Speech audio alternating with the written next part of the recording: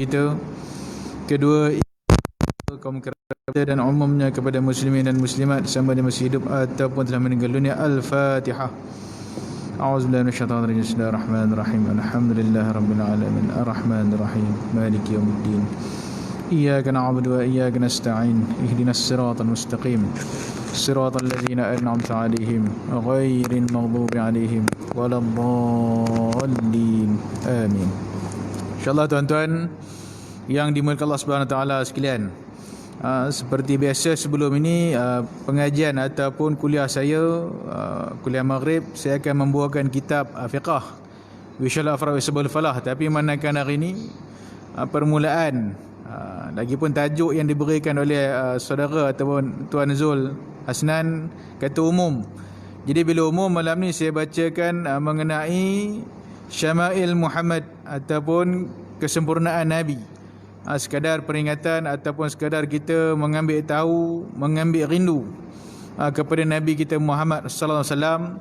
Mungkin selama ini termasuk diri saya, kita teralpa, kadang-kadang kita terlupa, seolah-olah kita bukan kita lupa tapi kita terlepas pandang. Jadi hari ini kita mengimbau balik berkenaan dengan kesempurnaan Nabi itu, yang mana kitab ini disusun asal daripada Imam Tirmizi radhiyallahu anhu berkenaan dengan cerita kesempurnaan Nabi kita Muhammad sallallahu alaihi wasallam, parah rupa dia.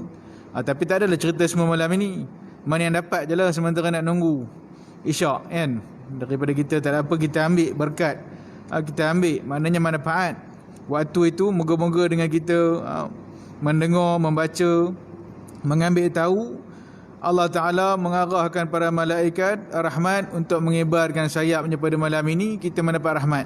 Dan moga-moga seluruh Sri Iskandar ini mendapat rahmat dengan majlis ilmu ini, insyaAllah. Ataupun mana-mana majlis ilmu, asalkan mana-mana ada majlis ilmu, malaikat datang mengibarkan rahmat. Jadi jauhlah kita daripada bala petaka, jauhlah kita daripada segala wabak-wabak, insyaAllah. Baik, apa dia Syama'il ini? Maka Syama'il ini asal daripada perkataan bahasa Arabnya syamlun, sempurna, syumul, sempurna.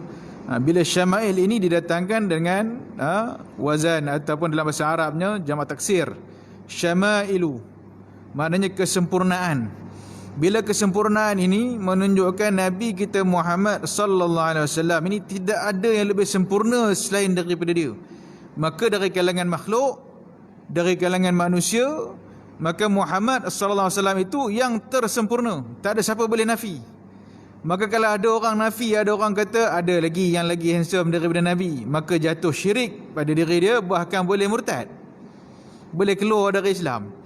Kalau ada orang kata nak kira pandai, ada pandai lagi sebab Nabi minta pandangan orang lain, maknanya Nabi tak tahu. Bukan, Nabi tak tahu.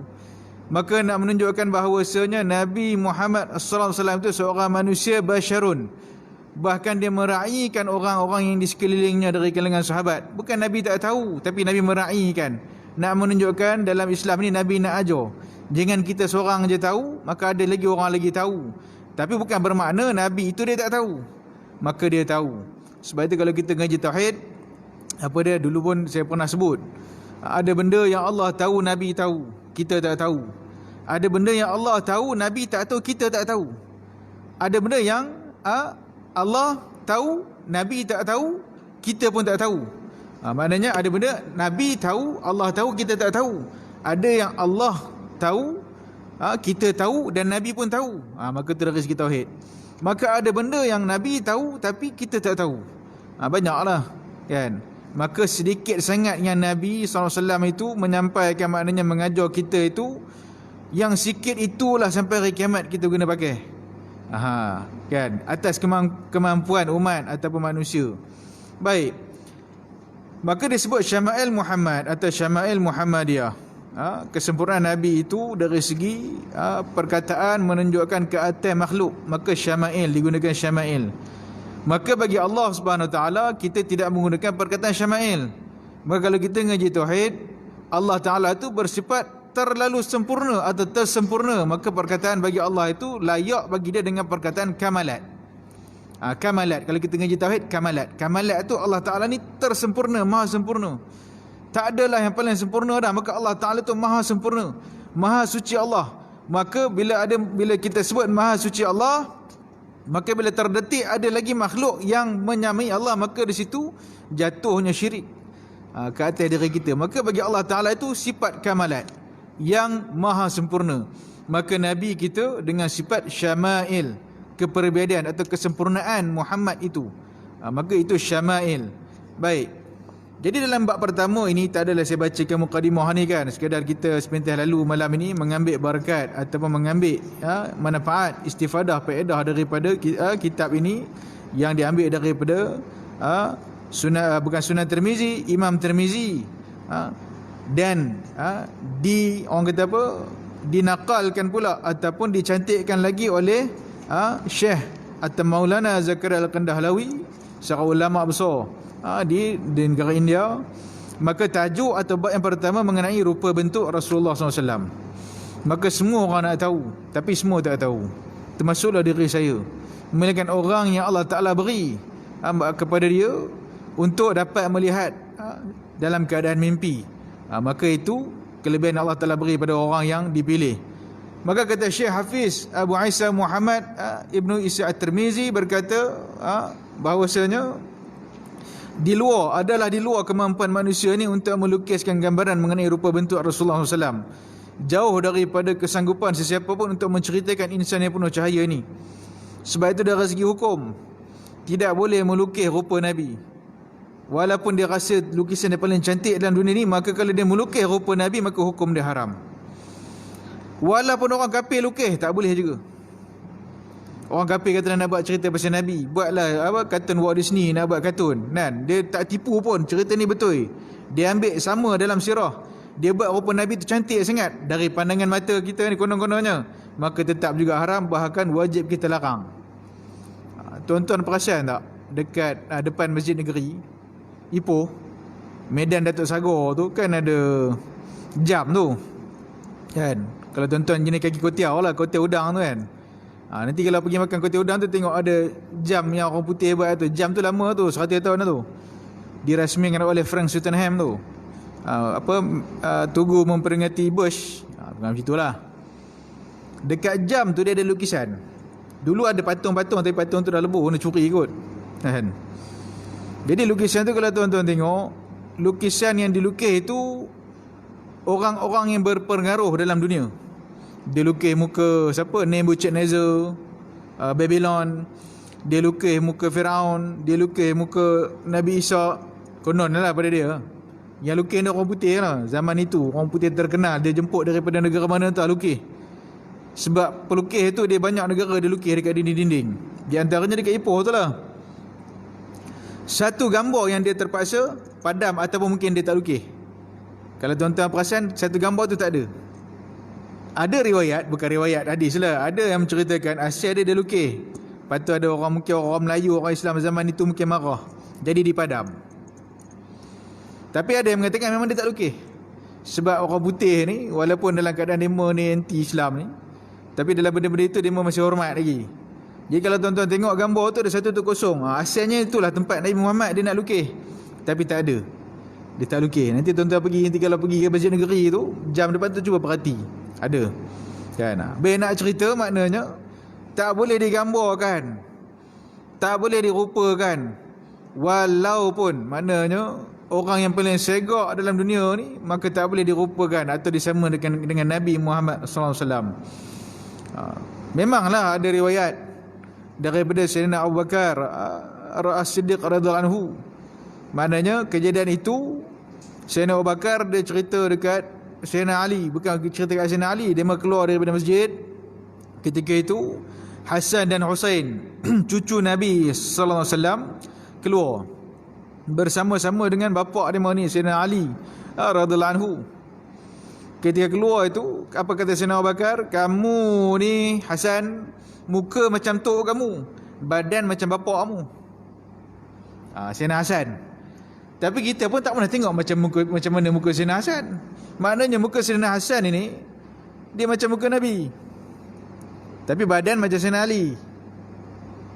Kata Sayyidina Abu Bakar, kamu ni Husain, muka macam bapak kamu, tiap badan macam tok kamu.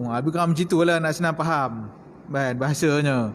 Maknanya Sayyidina Husain ini muka macam Sayyidina Ali, badan macam Nabi SAW. Nak cerita apa? Nak cerita badan Nabi ni segak. Badan Nabi ni segak, cantik, berotot. Maknanya cantik lah, ragah ke macam mana, macam itulah. Maka muka macam Sayyidina Ali. Adakah Sayyidina Ali tu tak lawa? Sayyidina Ali ni lawa lah, tapi tak boleh lah lawa macam Nabi, kan? Macam mana badan Sayyidina Ali yang dikatakan Sayyidina Husain tu badan macam bapak dia? Maka diriwayatkan Sayyidina Ali ni badan dia agak berisi sikit. Sesetengah mengatakan seolah-olah macam boroi sikit lah Sayyidina Ali ni. Jadi maknanya kalau boroi tu, macam kita yang boroi ni, kita rasa macam Sayyidina Ali lah konon-kononnya, kan? Tapi bukanlah kita kuat macam Sayyidina Ali, kuat makan je lah, kan? Sayyidina Ali tu kuat betul, kan? Maka Sayyidina Ali ni orang ni macam berisi sikit. Tapi tangkai tu, cerita tu panjang lah cerita. Maka nak mengatakan bahawasanya tak ada sesiapa sanggup menceritakan insan yang penuh cahaya ini. Tapi walau bagaimanapun para sahabat Nabi radhiyallahu anhum, mereka ini disebabkan selalu rindu Nabi. Dia mana sentiasa berdamping dengan Nabi, bahkan tidak jemu. Sahabat tak pernah jemu untuk berdamping dengan Nabi. Kita ni kira jemu juga kalau kawan baik pun. Tiap-tiap hari sampai satu hari malas ni, tiap-tiap hari dah. Boring juga kita. Tapi sahabat tak. Kalau boleh hidup semati, maka bersama-sama dengan Nabi SAW, tak pernah jemu tengok muka Nabi. Yang mana sahabat ini menceritakan serba sedikit. Walaupun cerita, ulama mengatakan apa, sahabat ni dia boleh cerita bahagian ini je, dia tak boleh ingat semua. Itu kata kesempurnaan ni tadi ni. Macam kita lah, kita ni bukan macam kita bukan kita ni macam sahabat. Macam kita ni kalau kita kenal orang, kalau disuruh bagi gambar macam mana rupa dia, kita boleh nampak muka kawan kita tu kan. Dia macam ni lah rupa dia, boleh tengok betul. Tapi Nabi ni, sahabat bila tengok, bila cerita, dia nampak yang ini. Nak cerita semua nak cerita semua macam susah lah, macam tu. Tapi ingatlah Nabi macam ni. Sehingga kan ada setengah mengatakan, dalam ini boleh sebut nanti, tapi panjang kan, kita tak sampai lah itu malam ni. Seolah sahabat ni lupa kalau nak cerita balik. Ingat rupa Nabi, tapi nak cerita tu macam macam mana, cantik lah macam mana, macam tu nak ceritanya, kan. Kemudian apa dia, Imam Qurtubi rahmatullah alaihi mengatakan bahawa keseluruhan kekacakan, kesegakan, cantik, handsome-nya Nabi SAW tidak dizahirkan. Maksud tidak dizahirkan ni maknanya pada ketika itu Allah Ta'ala seolah-olah tidak menyibukkan manusia dengan kecantikan semata-mata. Maka andai kata Allah Ta'ala sibukkan kecantikan itu umpama yang berlaku pada zaman Nabi Yusuf, habislah dekat Mekah tu. Maknanya perempuan ni tak tahu lah macam mana. Kalau tengok Nabi tu, kalau Nabi Yusuf tu terhiris tangan, Nabi kita Muhammad SAW tak tahu lah macam mana. Segaknya Nabi kita ni. Sedangkan bapa Nabi sendiri, siapa dia? Abdullah bin Abdul Muttalib pun ketika dia kahwin dengan Siti Aminah, mak Nabi tu, ada dari kalangan anak dara di Mekah tu nak bunuh diri. Nak kata apa? Bunuh diri. Pasal apa? Segaknya Abdullah tu bapa Nabi. Maka Muhammad SAW ni apatah lagi yang dijanjikan, yang Allah Ta'ala pilih sebagai penghulu segala Nabi, Sayyidil Mursalin. Kalau dalam bahasa Arabnya kalimah itu idafat ni mudaf. Sayyidil atau Sayyidul Mursalin. Mursalin itu dia kena baca majrur, baris bawah ada ya nun. Sayyidul Mursalin, pemilik ataupun penghulu segala Nabi-Nabi. Maka Nabi-Nabi ni penghulu dia ni, Sayyidil ni. Itu kata mudaf tadi ni. Itu kalau ngaji bahasa Arab, Sayyidul Mursalin. Kalau ada fi atau ala di depan Sayyid tu, maka ala Sayyidil, baris bawah. Tapi kalau tak ada perkataan ala, maka baca Sayyidul Mursalin. Maka perkataan itu mudaf, pemilik bagi, penghulu bagi segala Nabi, maka itulah Muhammad sallallahu alaihi wasallam. Maka seorang penyair Parsi ada menyatakan dengan benar bahawa segala kekacakan yang dipunyai atau yang dimiliki oleh sekalian Nabi dan Rasul telah didapati sempurna sifatnya, iaitu terserap, maknanya ada pada Nabi kita Muhammad sallallahu alaihi wasallam. Ada pada Nabi. Macam mana tak tahu. Sebab itu dalam keadaan kita tak tahu tu, kita kena rindu dekat Nabi. Nak sangat tengok macam mana Nabi ni, rupa Nabi. Maka kalau nak tengok Nabi, kita kena ikutlah cara Nabi. Kemudian Nabi Yusuf alaihissalam, cantik dia terserlah. Jadi dari segi rupa maknanya berbanding dengan Muhammad sallallahu alaihi wasallam ni, maka Nabi Yusuf tu cantik, tapi Nabi Muhammad ni lebih cantik. Cuma pada zaman Nabi Yusuf tu, manusia ni memang dia lebih kepada nak tengok segaknya orang ni kan, sampai terputus, terpotonglah jari tu Nabi Yusuf. Maka Nabi Muhammad apatah lagi. Kan satu riwayat ketika mana Nabi SAW dilahirkan, pada hari Nabi dilahirkan oleh Siti Aminah, maka ada seorang perempuan, itulah Sayyidatina Khadijah, diceritakan ketika itu umurnya sekitar 18 atau 19 tahun. Apa kata Sayyidatina Khadijah? Cantiknya budak ni, budak tu je akan jadi suami dia punya dah. Itu ada satu riwayat. Cantik, masalah itu dah cantik dah nampak dah kan. Baik. Kemudian sesungguhnya adalah merupakan sebagai satu tanggungjawab yang besar ke atas umat yang telah dipikul oleh para sahabat itu radhiyallahu anhum, yang mana bukan mereka saja mencatatkan dan memindahkan hadis-hadis Nabi SAW, tetapi juga berusaha menggambarkan rupa-rupa luarnya dan berjaya di dalam usaha ini ke tahap sungguh bernilai sekali. Maka itulah kehebatan orang Islam. Orang Islam ni dia ada pembuktian dari segi penulisan. Walaupun penulisan itu pada ketika itu tak sempurna macam sekarang ni dari segi aturan huruf, tetapi dipahami, bahkan perkataan itu sama. Yang tak sama tulisan, tapi percakapan sama. Itu dari segi manuskrip. Manakala kita tengok Quran Sayyidina Osman, tak ada macam Quran kita baca hari ni. Dia hurufnya mungkin satu, tapi bacaannya sama. Maka macam tu juga catatan daripada para sahabat. Mungkin ketika itu tak sempurna penulisan, tetapi pertuturan, perkhabarannya sama.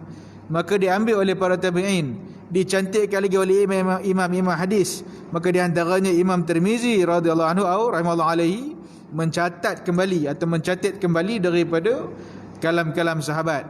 Tanya balik. Macam kita lah, Tuan Syed kita tahu lah, pergi jumpa orang tua, tanya balik, dia ni dulu macam mana? Dia ni orangnya gini. Kita pun, besok kita sampai ke cucu kita cerita. Jumpa orang ni, itu tahu cerita dia. Cerita ni orang panggil ni di kampung, ni gini. Itu kalau kita dapat tu seronok. Baru tahu cerita dia, baru tahu. Maklumat tu banyak. Maka sahabat rupa itu juga.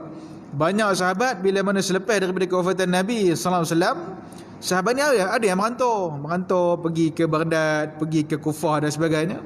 Maka inilah kerja besar dari kalangan para salafus soleh, mereka mengumpul kembali cerita-cerita ini dan dibukukan. Bukan senang. Sahabat yang duduk sini, saya dulu rapat dengan Nabi, contoh dia. Maka dia ceritakan satu persatu. Begitu juga dengan anak-anak ataupun keturunan Nabi SAW, mereka menyimpan dari segi berbagai-bagai khazanah, walaupun tak banyak tapi ada. Dipegang rambut, dipegang janggut, disimpan gigi, disimpan baju kamis, serban, selimut, ridak, sutrah atau ridak yang letak dekat bahu tu dan sebagainya, disimpan. Maka simpan itu sebagai apa? Menunjukkan kasih, kenangan dan sebagainya. Maka disimpan. Tu kita boleh tengok sampai hari ini. Kan? Kalau ada orang kata betul ke serban Nabi, betul ke ni tahiyat, orang tu tak mengaji. Contoh macam rambut. Ketika di Jabal Rahmah, satu ketika Nabi lepas buat tahlul, sahabat yang gunting Nabi suruh simpan rambut kan, gunting Nabi cukur tu Nabi suruh sahabat simpan. Sebab tu rambut sampai hari ni ada. Sahabat disimpan sampai hari ni. Bukti bukan direka-reka. Datang puak-puak yang tak faham ni, ini bid'ah ni mengarut ni haram, pasal apa tak mengaji. Kan bid'ah. Ambil berkat daripada barang-barang Nabi. Bahkan dengan barang-barang Nabi, kalau kita dapat jumpa, kita dapat tengok, zauq kita rindu pada Nabi tu, pahalanya besar. Bukan suruh sujud dekat barang Nabi tu, bukan suruh menurun, tak. Nak zauq, nak ashqun, syuq, rindu kepada Nabi tu. Bahkan kalau kita dapat pegang baju Nabi, kalau tuan-tuan dapat pegang baju Nabi, macam mana agak rasa? Tak menangis bekas Nabi pernah minum, kita boleh minum dengan bekas itu. Tak menangis, menangis. Adakah dengan itu kita besarkan Nabi dua Allah Ta'ala? Tidak. Bahkan kita muliakan Nabi kerana kekuasaan Allah Ta'ala, kerana beriman kita dengan Allah Ta'ala, kerana ini kekasih Allah. Tapi orang yang tak faham, oh mana boleh ni bid'ah ni Nabi ni makhluk. Oh ni tak boleh ni tak boleh, ni tak boleh ni. Punjuna dia apa tak? Umpamanya, kan? Jadi kita ambil tabaruk, kita ambil maknanya istifadah, zauq, rindu kita dengan Nabi SAW. Baik.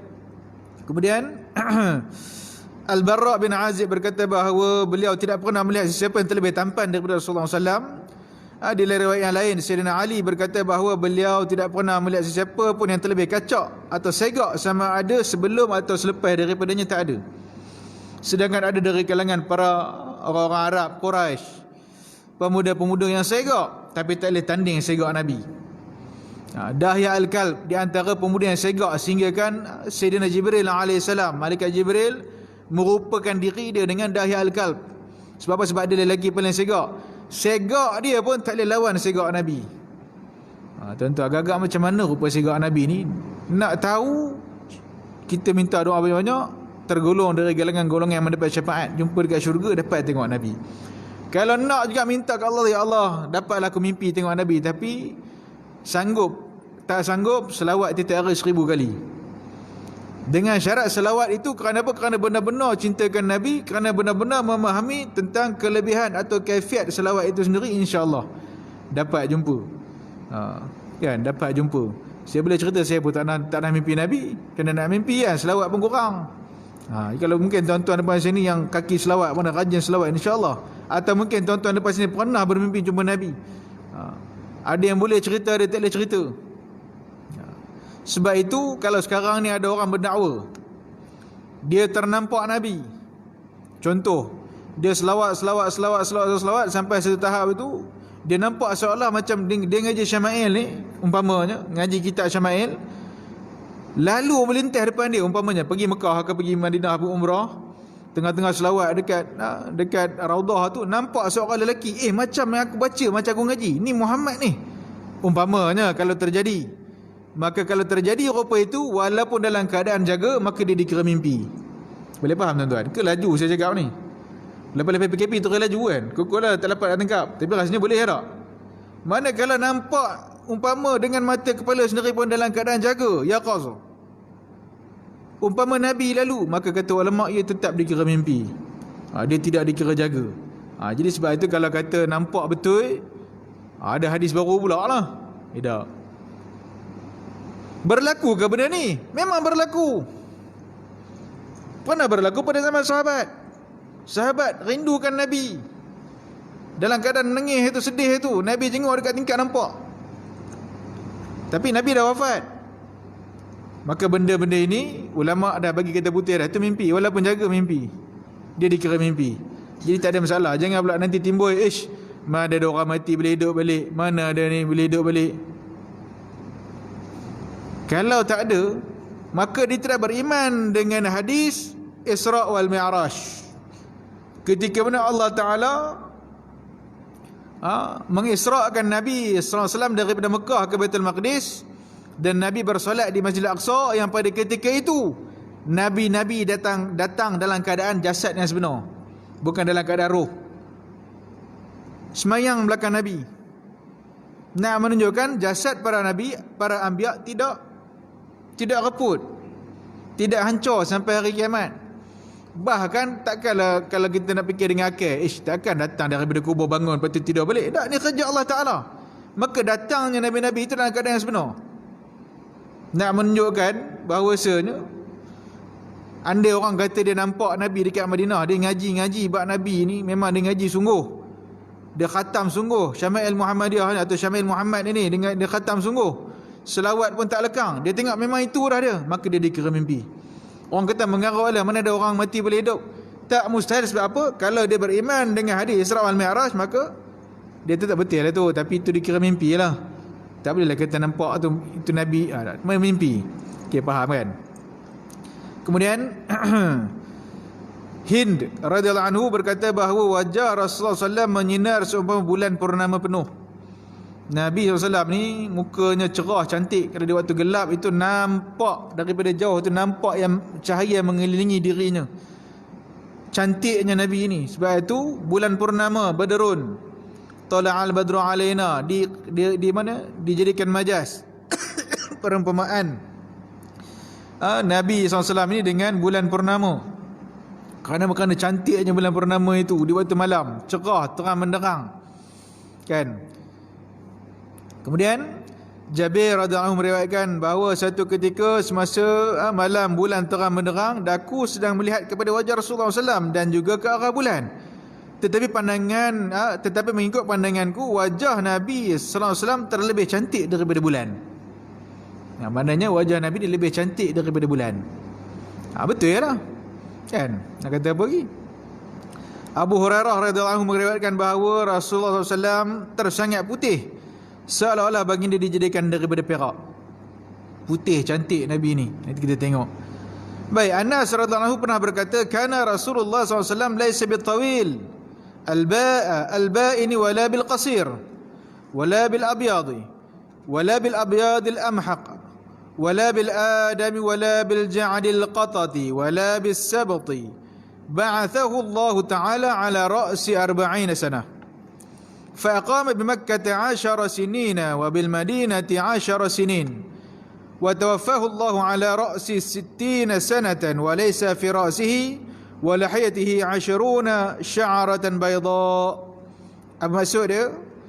Rasulullah SAW tidaklah tersangat tinggi dan tidak juga tersangat rendah. Tinggi sangat lonjong renjong pun tidak, bantuk rendah pendek sangat pun tidak. Cantik, sederhana. Dan warna wajahnya tidaklah terlalu putih seumpama air kapur, dan tidak pula pucat pudar. Maknanya tak adalah putih itu macam putih kapur tu, tak ada rupa apalah. Kalau putih kapur ada orang rupa itu. Maknanya putih lah Nabi itu, bukanlah macam putih dinding ni. Umpamanya, fahamlah kita, Arab ni nak menerangkan itu, Arab ni dia detail. Dia detail. Contoh macam orang kulit hitam. Kalau kita orang Melayu, kita sebab apa? Kulit hitam kan.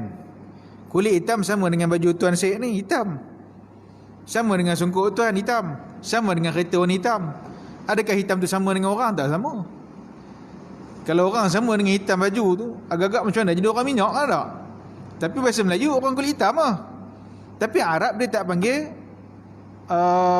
aswad.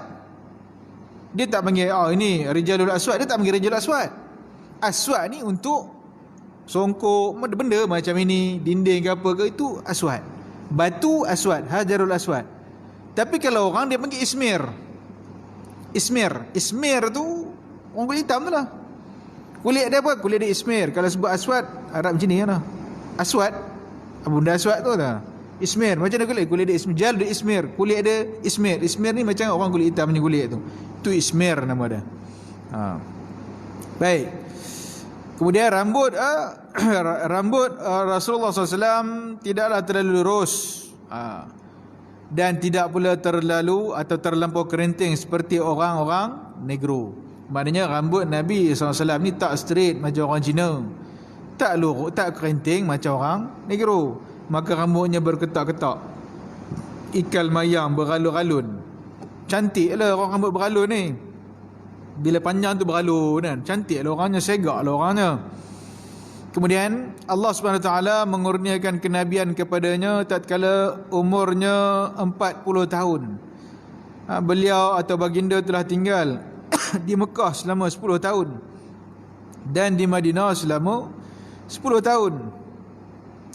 Dan Allah Ta'ala telah mewafatkannya ketika umur beliau mencapai lebih dari 60 tahun. Dan uban yang ada pada rambut dan janggutnya tidak melebihi 20 helai. Nak menceritakan ketika Nabi wafat, uban ni tak banyak. Uban tak banyak. Tapi kalau nak cerita, kita kalau orang Melayu ni, kalau orang uban banyak ni, dia banyak masalah tak? Muda-muda dah beruban mereka ni pasal apa? Pasal banyak mikir. Kalau kita orang Melayu lah, fahaman orang Melayu. Kalau muda-muda dah beruban tu banyak mikir. Putih dah rambut dah, umur 40 dah putih dah macam almarhum Sultan Azlan, putih kan umpamanya. Itu kalau orang Melayu.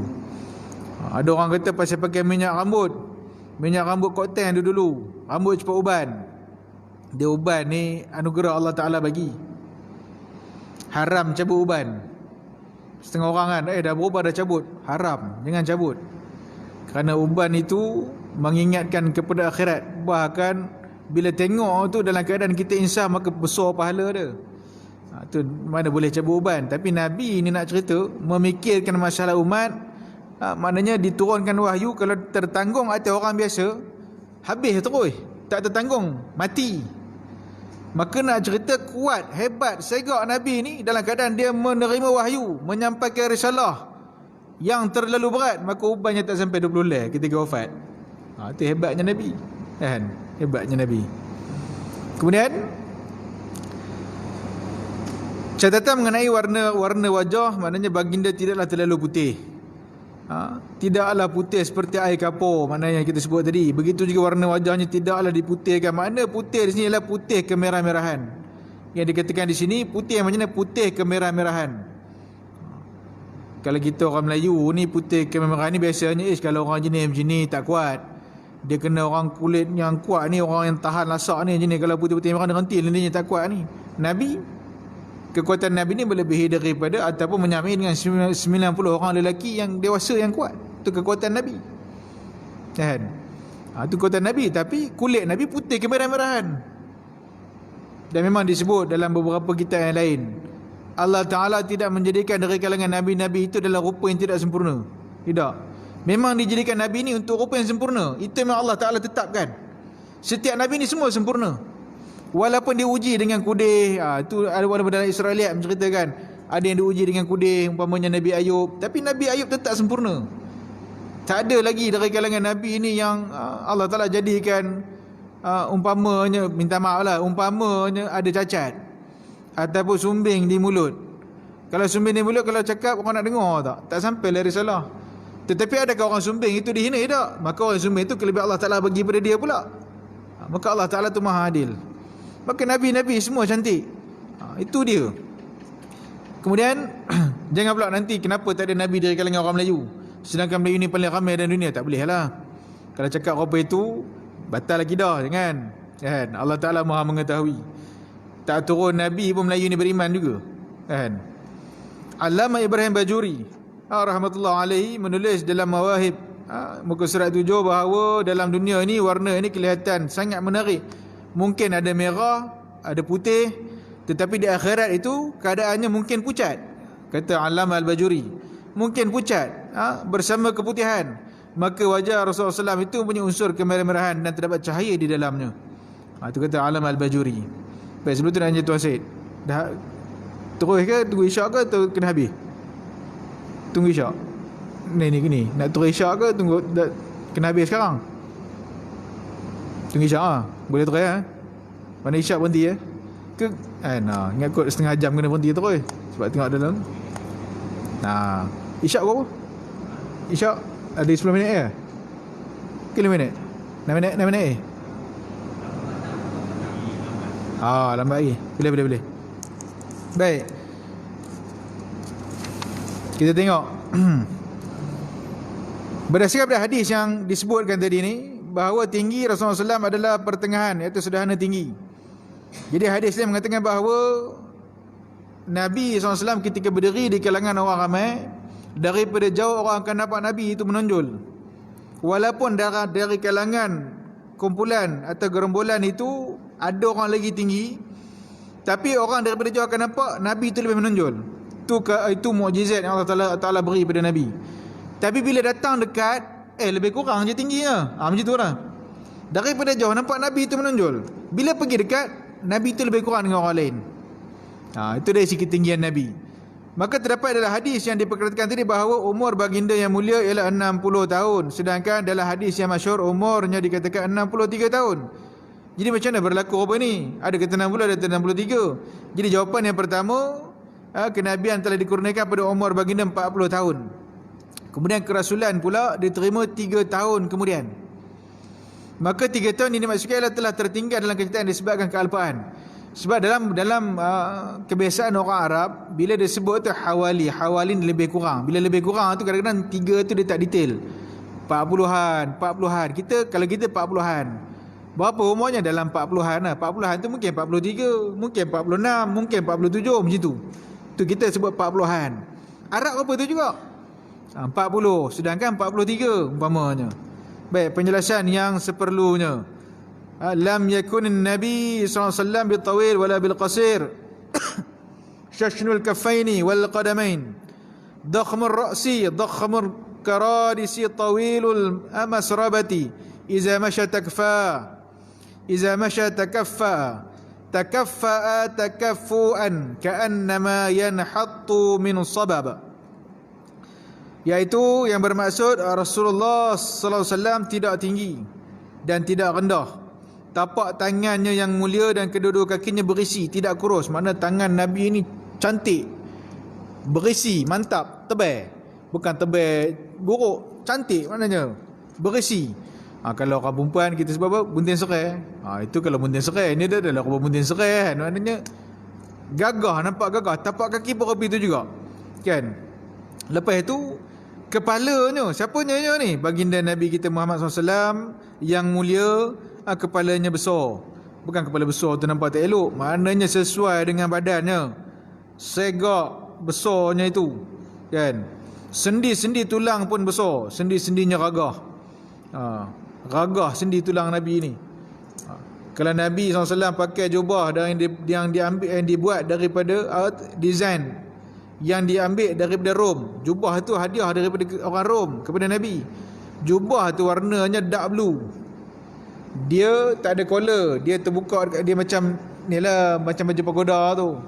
Dekat lengan dia ketat, agak ketat had ini jubahnya. Bila Nabi pakai, menyerlah putih Nabi itu, segak dia, sehingga sahabat kata tak pernah tengok orang paling segak selain Nabi bila Nabi pakai jubah daripada design ataupun fashion daripada Rom tu. Nak cerita tuan-tuan, boleh je pakai baju apa pun, asal tutup aurat. Jangan menunjukkan sesuatu yang cenderung kepada agama-agama lain. Itu haram lah. Tapi tuan-tuan nak pakai apa? Nak pakai seluar kodroy ke, nak pakai jeans ke, nak pakai lah. Sahabat-sahabat dulu pakai. Kalau pergi ke negara-negara lain, balik Nabi tengok, Nabi tak kata apa. Nak ceritakan maknanya Nabi ni segak dia tu, sendi-sendi dia besar, kan. Baik. Kemudian apa lagi? Mana? Daripada dada sehingga ke pusat terdapat satu barisan ataupun bulu-bulu yang nipis daripada dada hingga ke pusat. Baginda, ketika baginda berjalan, nampak seolah baginda sedang menuruni daripada satu tempat yang tinggi. Jadi pada dada ke pusat nampak ada bulu-bulu jalur. Setengah ulama mengatakan bulu-bulu itu adalah kesan daripada Nabi dioperate masa kecil. Kan ketika Nabi kecil pergi duduk rumah mak susuan dia, Halimatus Sa'diah. Jadi ketika main-main tu, tiba-tiba anak Halimatus Sa'diah ni pergi mengadu, mak dia nampak Muhammad ni kena di atas bukit dah, nampak ada macam Sayyidina Jibril ambil dan Nabi dioperate. Maka setengah ulama mengatakan bulu itu adalah kesan daripada bekas kena operate tu. Habis Nabi buka baju ke depan orang yang orang tahu ni. Cerita ni sahabat pernah tengok tubuh Nabi, pernah tengok, kan? Pernah tengok, jadi sahabat tahulah, kan? Bukan Nabi saja buka baju tak. Adalah riwayatnya tu, adalah ceritanya. Memang ada, bukannya kita ni, memang ada lah. Tapi kita tak fokus lah pada itu. Kemudian Nabi turut berjalan seolah menuruni daripada tempat yang tinggi. Nak cerita Nabi jalan dia bertanjak, laju. Laju tu jalannya orang kata orang yang cergas. Sebab tu orang tutur pesan jalan jangan serik kaki. Sebab Nabi jalan tak serik kaki. Kita kalau boleh lah, bukanlah haram pula, tapi kalau boleh jalan tu jangan serik kaki. Kalau serik kaki ni, kalau dalam askar kena tembak dulu dah, dengar bunyi kaki dia kan, kena tang kan, tu dah tumbang kan. Dah serik kaki orang dengar. Nak cerita jalan tu tak serik kaki. Nabi ni jalannya laju. Laju sangat ke? Bukan macam orang yang masuk belum berjalan kaki, tidak. Nak cerita tangkas. Baik. Kemudian pemberian kepada rupa Rasulullah SAW yang diberikan adalah hadis-hadis yang lepas adalah satu bentuk ataupun berbentuk kenyataan yang diceritakan oleh para sahabat. Jadi di samping sempurna daripada segi kerohaniannya, Rasulullah SAW juga tidak ada tolok bandingnya daripada segi rupa zahirnya. Dengan inilah Allama Manawi rahimahullah alaihi telah menyatakan bahawa adalah selayaknya bagi setiap orang Islam menghayati akan kepercayaan bahawa tidak ada mana-mana manusia pun yang dapat menyamai Nabi Muhammad sallallahu alaihi wasallam. Tak boleh dibandingkan. Tak boleh dibandingkan. Maka hukum bandingkan orang biasa dengan Nabi hukumnya haram. Sebab itu orang Arab kalau buat filem cerita pasal Nabi, Nabi dah tentu dia tak buat rupa. Kalau suara Nabi tu dia terus bacakan hadis kan, kita tengok cerita Arab pasal sejarah-sejarah tu kan. Sehingga kan para sahabat yang asyara mubasyirin bil jannah pun tak boleh dirupakan. Setengah ulama mengatakan 10 orang sahabat, 10 orang sahabat yang dijamin syurga tu, kalau buat filem tak boleh dirupakan. Tak boleh dirupakan Sayyidina Umar, tak boleh dirupakan Sayyidina Abu Bakar, tak boleh dirupakan Sayyidina Hamzah, Sayyidina Ali dan sebagainya. Mana 10 orang ni tak boleh dirupakan mereka tu walaupun berlakon. Walaupun setengah ulama mengatakan sahabat tak apa, Nabi je tak boleh. Maka kita nak pegang mana satu. Jadi eloklah kita pegang. Tak usahlah dirupakan 10 orang sahabat tu, apatah lagi Nabi. Tak usahlah kita lakonkan. Tapi nak pakai nama boleh tak? Nak pakai nama tak ada masalah. Nak pakai nama Omar ke, cuma janganlah turut-turut taruh pula kan. Contoh ada, nama apa? Nama saya Muhammad Rasulullah SAW tu janganlah pula kan. Tak boleh lah. Pakai Muhammad sudah lah. Jangan sambung sampai Muhammad Rasulullah SAW pula. Itu tak boleh lah. Macam Umar apa? Umar Al-Khattab radhiyallahu anhu belakang sikit radhiyallahu anhu. Tak boleh lah. Umar saja sudah lah. Telah didapati daripada bacaan-bacaan terhadap riwayat hidup, sejarah dan hadis bahawa tidak seorang pun yang mempunyai wajah yang demikian sebagaimana yang dipunyai oleh Rasulullah SAW. Tak ada. Walaupun keturunan Nabi SAW itu ada yang irai-irai rupa dia, tapi tak sama 100%. Umpama Sayyidina Husain macam muka Nabi, tapi tak sama 100% macam Nabi. Imam Syafi'i sendiri, tok dia Syafi'i macam muka Nabi. Makna kata Imam Syafi'i itu sendiri macam muka Muhammad SAW, tetapi irai-irai dia tak sama 100%. Macam mana muka Imam Syafi'i? Tak tahu.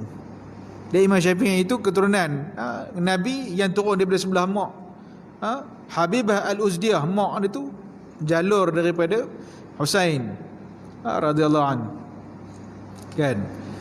Baik, daripada Aisyah radhiyallahu anha terdapat 2 rangkapan kata-kata yang telah dicatatkan, yang maksudnya sekiranya kawan-kawan wanita Zulaikha, kawan-kawan wanita Zulaikha yang telah memotong jari-jari mereka tatkala melihat seimbas wajah Yusuf AS, maka melihat wajah Muhammad atau Rasulullah SAW, pastilah mereka juga akan memotong hati-hati mereka. Apa yang kata Sayyidatina Aisyah? Kalau katalah Zulaikha tu tengok Yusuf tu terpotong tangan, kalau tengok Nabi Muhammad ni terputus hati-hati ni, maknanya terpotong hati-hati ni. Bayangkan beruntung tak beruntungnya Ummul Mukminin. Siapa dia? Mak-mak orang mukmin, Sayyidatina Khadijah Ummahatul Muslimun, Sayyidatina Fatimah, Sayyidatina Aisyah radhiyallahu anha, Sayyidatina Khadijah radhiyallahu anha, dan beberapa orang isteri Nabi. Maka mereka amat beruntung. Kenapa? Kerana bersuamikan seorang yang paling mulia dalam dunia, yang paling segak dalam dunia. Tak ada siapa orang rumah kita tak usah bangga lah kita ni segak. Pasal apa? Nabi tu yang amat segak. Sayyidatina Aisyah tu patut lebih bangga. Tu kita muhasabah diri kita lah. Maknanya kan, mana ada isteri kita kutuk kita, dan itulah dia puji kita pasal kita suami dia kan. Kalau kutuk kita, kita tidak luar lah. Kita pula tidak luar pasal gaduh. Baik, ini benar sekali jikalau anda mahu melihat akan contoh kecintaan yang mendalam sahabat-sahabat dari kalangan lelaki dan wanita. Itu kalau lelaki sahabat, kalau wanita sahabiah. Nabi kawan dengan orang beda. Maknanya orang perempuan yang hidup zaman Nabi, yang pernah melihat Nabi, maka dikira sebagai sahabiah. Jadi pengarang menyarankan kepada anda agar membaca kitab atau kisah dan perjuangan para sahabat. Susunan Syekhul Hadis Maulana Muhammad Zakaria Abu Ishaq meriwayatkan bahawa terdapat seorang lelaki bertanya kepada Al-Bara bin Azib, "Akana wajhu Rasulillah SAW mithla sayf?" Qala la, bal mithla al-qamar. Maksud daripada apakah wajah Rasulullah SAW itu seumpama pedang, maknanya mempunyai tepi yang tajam. Maka Al-Bara menjawab, tidak. Wajah baginda mithlal qamar, seumpama ataupun bagai bulan. Cantik, qamar. Sa'id Al-Jurairi telah meriwayatkan bahawa beliau telah mendengar Abu Tufail radhiyallahu anhu berkata, ra'aitun Nabi SAW wa ma baqa ala wajhil ardi ahadun rahu ghairi qultu sifhu li qultu sifhu li qala kana abyad malihan muqassadan, yang bermaksud aku telah melihat Nabi SAW di mana tiada seorang pun yang masih hidup sekarang yang telah melihatnya selain dariku. Iaitu Sa'id bin Al-Jurairi bertanya, sifatkanlah kepadaku mengenai diri Rasulullah. Kata Abu Tufail menjawab, warna kulitnya putih, perwatakannya tampan dan sederhana. Ni sahabat-sahabat cerita. Puji ni bukan ngampu, puji ni memang benda betul, tak ada ngampu. Sedangkan musuh-musuh Nabi pun tak pernah mencerca tentang rupa Nabi, kerana mereka pun tahu. Kalau setengah orang kan, kalau kita dah benci orang tu, cantik pun kita kata buruk. Tapi Nabi ni musuh-musuhnya pun tak kata dia buruk, memang betul dia cantik. Itu kata Nabi.